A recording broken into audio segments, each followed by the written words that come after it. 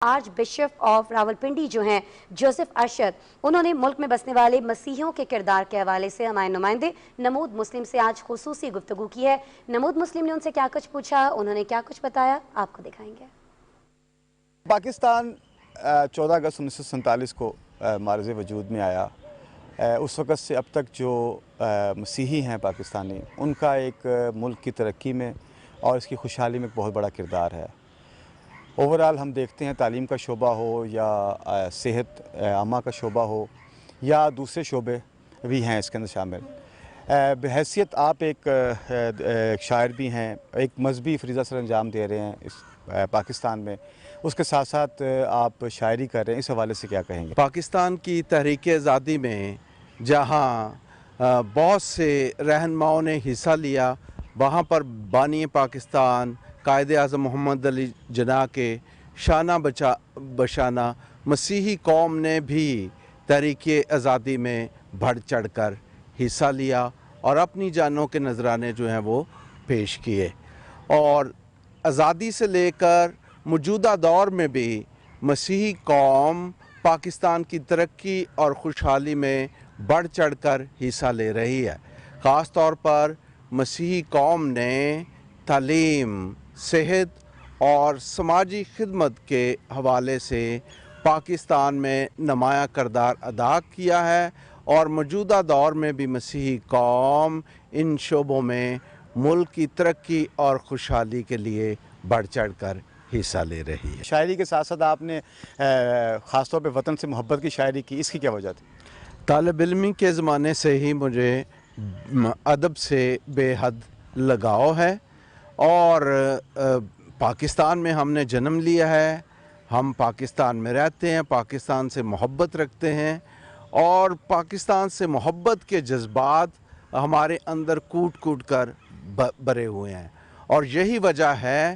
کہ میں نے ملی نغمے لکھے اور ان نغموں کو ایک البم کی صورت میں ویو اسٹوڈیو کے پلیٹ فارم سے ریلیز کیا،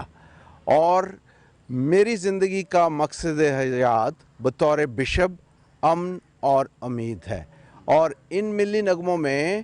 امن، صلح، سلامتی، محبت اور سماجی برائیوں کے خاتمے کا پیغام دیا گیا ہے۔ اس وقت کتنے سکول ہیں راولپنڈی اسلام آباد میں، خاص طور پر جو آپ کے اس میں آتے ہیں، اور اس کو کیسے مینیج کر پا رہے ہیں؟ جی، پاکستان بھر میں تقریباً 1000 سکول جو ہیں وہ کیتھولک چرچ کے موجود ہیں۔ اس کے علاوہ دوسرے چرچ ہیں، ان کے بھی جو ہیں وہ ادارے ہیں تعلیمی، جن میں بلا تفریق